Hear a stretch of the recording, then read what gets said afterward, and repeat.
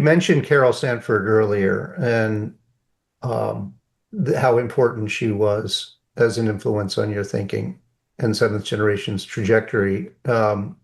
Particularly the question of what does the world most need when I am uniquely able to provide. I as an employee, I as a CEO, I as a person, a human working in the business world.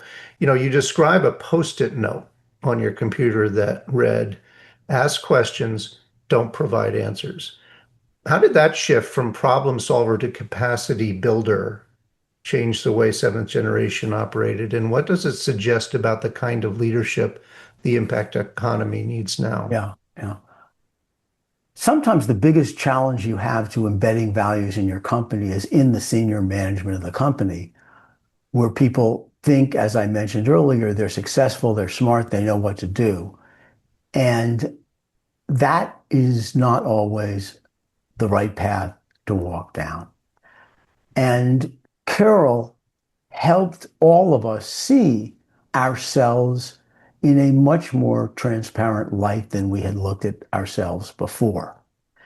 And I had to come to terms with the fact that I would show up at a meeting, I would have the answers to all the questions, I could solve all the problems. I knew always where we should go and what we should do. And I had to come to terms with the fact that I was depriving other people from suggesting solutions. I was not developing their ability to do that, and that I had to be more of a coach than a decision maker. I had to figure out how to build the capability of the whole team in a way that can't happen if one or two people are solving all the problems.